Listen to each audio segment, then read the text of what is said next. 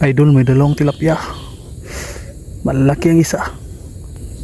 Hintayin natin na lumulutang siya. Ang laki. Siguraduhin natin nga may pangulam tayo ngayon.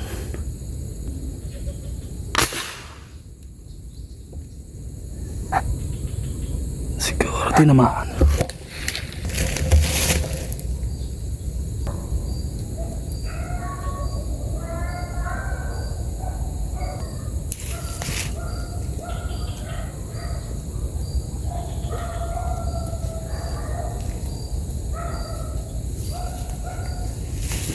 Paldo.